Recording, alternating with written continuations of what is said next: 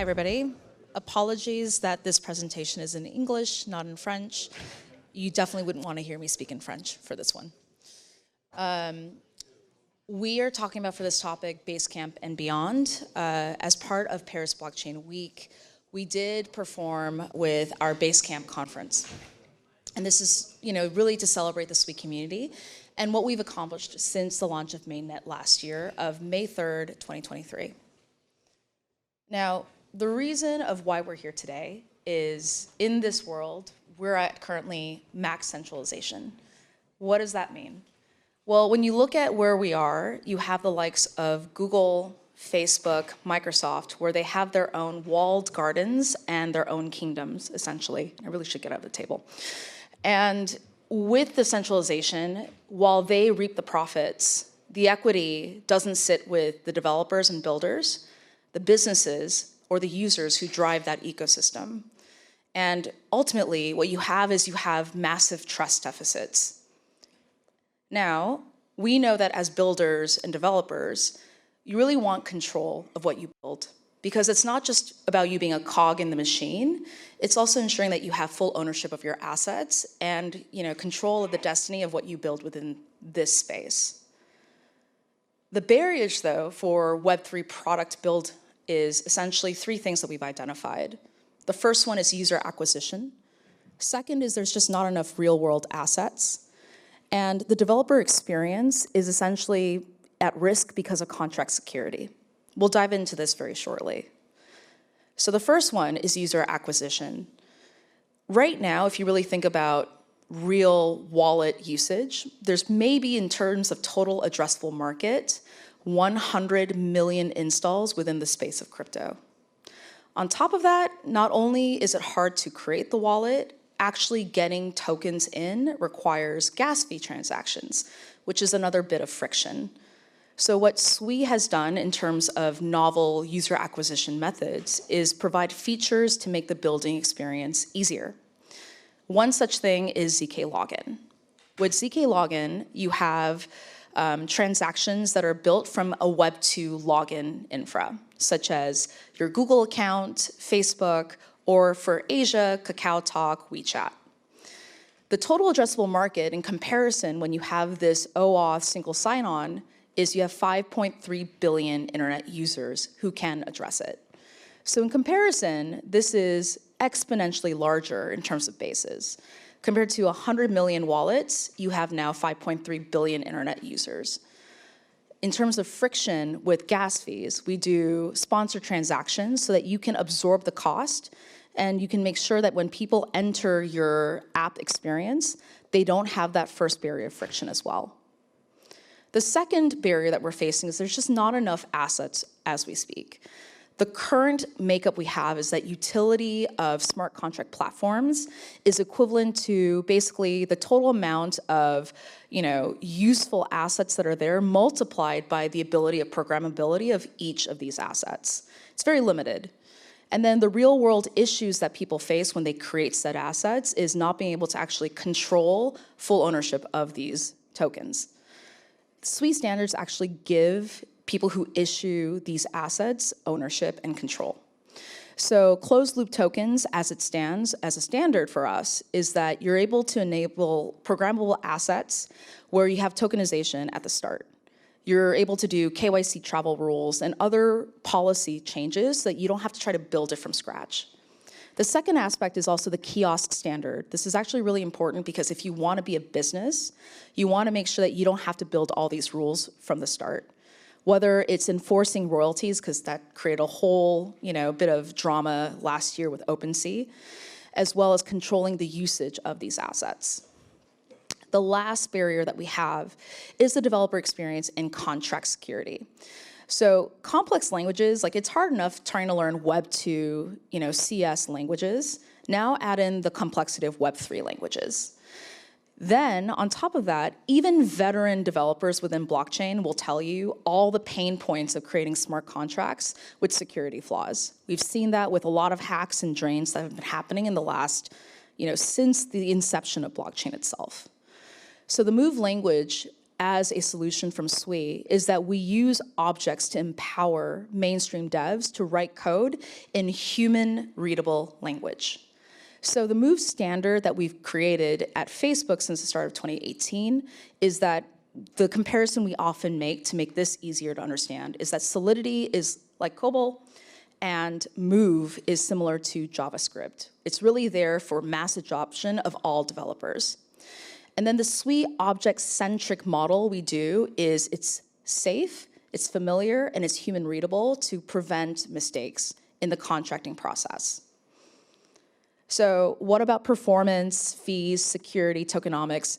Let's be honest, every L1 is going to tell you the same thing. We're high performing, we're super fast, we're safe, we're secure. Honestly, those are table stakes. Every L1 needs to provide this as a service. That is the bare minimum that we're at. Otherwise, we will not survive.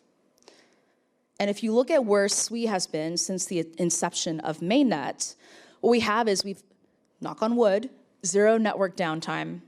We've had total value locked of 175 million. We have exceeded that since as a milestone of 200. We've also been able to have a huge racket of, sounds and negative sentiment coming our way, and we've switched it to be a lot more positive because people have realized there's a real use case emerging from Sui. Before it was like, we have so many L1s, what's another one in the market? But we're seeing that there's traction that we're gaining over the last 6 months alone in terms of total value that's been locked. Now, the early product market fits that we've identified, and this shouldn't be surprising because most L1s will follow a very similar trajectory, is we'll see that there's use cases of DeFi, games, and payments/commerce.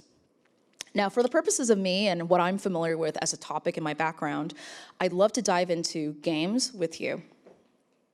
So, why is gaming very important to Sui? The fact of the matter is, this is one of the few avenues where we're going to get 1 billion users to come into the Web3 ecosystem.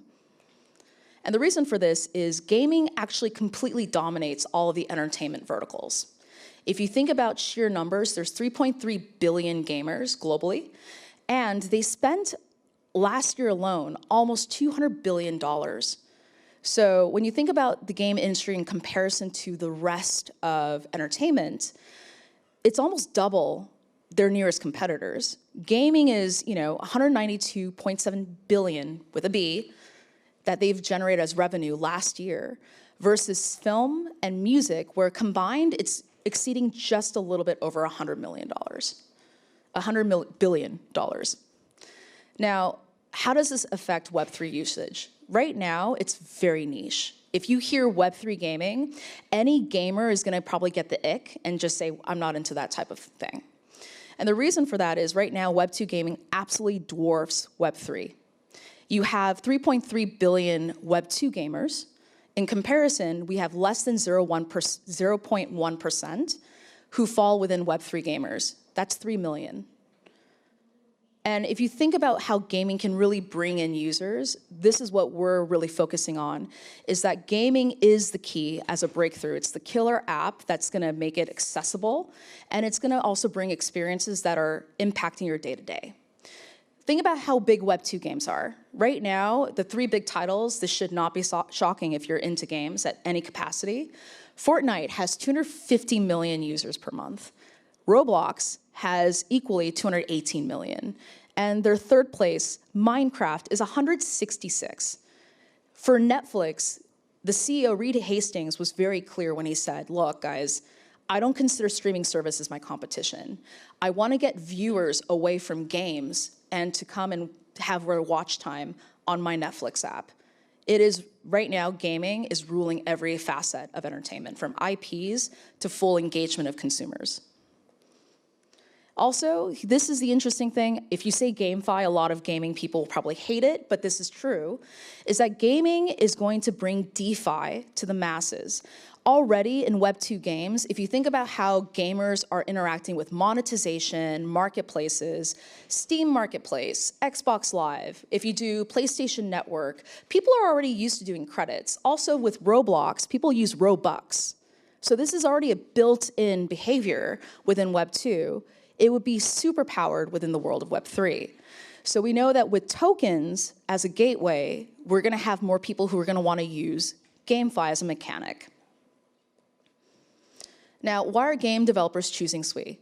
Obviously, as a Sui representative from the Sui Foundation, I'm a little biased, but let me take you through this.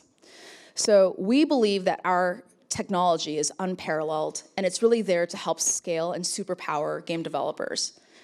I'm sure in the future presentations, when we go into DeFi, as well as loyalty commerce, we'll have other features and facets that we can discuss with you as well. Now, clicker, there you go. Sui, we believe, is the right platform for gaming. And that's because we are a first-of-our-kind blockchain. If you know about the history of the Sui network, we did start from scratch. Diem, Libra, the project at Facebook that used the Move programming language, what we decided to do is we started from the ground up, we changed Move programming to be a lot more human readable, accessible, and we started the blockchain completely from scratch because we understood that we didn't want limitations of what we wanted builder to experience. So it's designed to be internet, enterprise, and gaming ready. The 4 facets we have, and once again, every L1 honestly should be providing this as a standard, is next-gen technology, high performance, the ability to be cost efficient because goodness knows gas fees and the inability to predict the cost will go into your bottom line, as well as proven stability of network capabilities. Those are the bare minimums that we have to provide as an industry. Now, the gaming-centric functionalities that we're focusing on at the moment are dynamic NFTs. Nothing burns people more than having to have static NFTs where you have to burn something and you can't even change the capabilities because the contract is locked. The way that our Move programming language is set is far more dynamic that you can put more features and capabilities in there, even if you first minted it. The other aspect is that we have what's called nestable NFTs. If you play a game, as a gamer, you don't want to burn something, then have to go into the back end and change something in the dashboard. If you want to mint something, or rather forge something in a game, if you have a sword and you have fire, you should have a fire sword. It's very intuitive. It's the same way with our nestable NFT concept. If your avatar has an original asset and you have an accessory, it should nest together and it's intuitive and seamless. That should be the experience that we demand of any L1 that's out there. Also, the seamless Web3 UX, the user experience matters. Because right now, when you have your phone, the iPhone has dominated the market because one click, ease of use, your profile, everything's set together. It takes more than 2 seconds to get my attention and understand how to use something, you've already lost me as a consumer. And that is the challenge that we face as developers and builders is how do we make it so easy that you don't have to explain and give a tutorial to your users on how to use your app or experience what it is that you've built for them. And last but not least, Sui Kiosk, that is an important primitive that we've built for the Sui blockchain because ultimately, you're not here to do a free project. You're here to create a business, make money, and ensure that you have something profitable that can run in the long term. So Sui Kiosk is there to enable you as a creator so that your royalties are enforced and you have defined commerce paradigms. Lastly, the performance that games need. Gaming with live network capabilities, making sure that you have gaming itself is one of the most complex forms of entertainment you can create. It's interactive, it's multiplayer, it's online. There's whole development cycles that can go for a AAA title. What you need for that is throughput, because the speed and at the transaction rate of finality, if it takes more than a split second, you've lost people. On top of that, elastic scalability. AWS has been incredible with their cloud capabilities to make sure that it can scale. And then last but not least, speed. Everyone says they're fast, but we need to prove it. So the other thing I want to touch on is gas costs. We know that gas fees can kill an experience faster if suddenly there's a spike. The way that the tokenomics is done on Sui is that the costs are much, much lower on other chains. We've shown you a comparison. This is not to throw shade at other chains. This is to actually just show how we've created our ecosystem and our platform in a way that is really truly meant to scale with businesses and with usage over time. Because the intention is that with Web3, we're not going to be within the millions. We truly are serious when we say we want to go from millions to hundreds of millions of users to eventually that sweet spot of billions of users. Now, what's gaming and Web's 3 future? Right now, we're still in that early nascent phase where we're waiting for that breakout hit, because until we had these big killer apps that came to the Android and iPhone ecosystems, people really didn't want to engage with it. I remember very distinctly for games, it didn't become a huge hit for iPhones until they had Angry Birds. Yes, I know I'm completely dating myself by saying that game, but the reality is once Angry Birds came out onto the iPhone, suddenly you had casual users go, I can use this in my commute. This is something that I would actually do. And it created a whole industry of mobile games that allowed for easy, snackable titles that takes less than 5 minutes to play, that you can pick up and put down, and it doesn't take a lot to learn. This is what we're looking for in this current phase, and that's what we're trying to seed and nurture within the SWE ecosystem. So Web3's journey in gaming has been really, really rough. 2017 was the ICO boom, where frankly, people just became very skeptical because it was just about raising a lot of tokens and then cashing out and saying goodbye to gamers who were looking forward to the next phase of gaming. Then in 2021, you suddenly had all these gaming chains come out and go, look, we can scale with your games, we can provide low gas fees, and every single chain so far had faced certain limitations because, frankly, it's tough to build out there, especially when, we had a glut of money because of the bull run, and then, as you know, in the last 2 years, faced a bit of a bear market. I like how some people are just like, yeah, it's been tough the last 2 years. It has, let's be honest. Now, 2024 is seen as the start of where we're going to get the gaming titles that will really change the mindset. It's no longer about games that are purely driven about, DeFi incentives. It's games that are really there for you to play and have fun. We're going to actually have real game studios, design games that are built around how do you enjoy the gaming experiences as opposed to grinding and trying to just earn tokens. 2027 is where we believe the mass adoption of AAA titles are going to come through. Right now, it's way too early and too experimental. You're not going to see the likes of Ubisoft, EA, Activision. Those giants are going to take a step back because, as you notice, they're right now working on sequels. It's a huge economic risk. They're not going to invest in an unproven technology at the moment. They're going to wait to see if the mobile games, if the younger independent studios can do the breakout hits, improve retention, monetization, and then they'll start jumping in a few years later. What we are anticipating, and this is a complete North Star, is that in 2030, we will have fully enabled adult gamers who have wallets, whether they know it or not through abstraction, within the Web3 gaming ecosystems. What we see now, and the vision that we have, is that how it started, these games were very much grind, very oriented towards the tokenomics models, and very hard to get into because there weren't clear onboarding, intuitive, seamless on-ramps. What we're going to have in the future is we're going to have studios who have extensive gaming experiences, decades in the making, who actually know how to make sticky, incentive-driven, really fun games. We're going to have the likes of ZK Login, where your login experience, you don't have to go through 20 steps to create a login or a wallet. It's already baked into your existing single sign-on. And lastly, you're going to have games that you're going to want to play where you don't even realize it's Web3. It's just a fun game. This is the future that we're looking towards. It's what we're building for. And we believe that SWE, as a complete network in terms of the features that we have, the partners that we're engaging with, and also the technological prowess that we're building in, will take us a couple steps further towards that 1 billion user mark within this ecosystem. And that's it from me. Thank you for your time.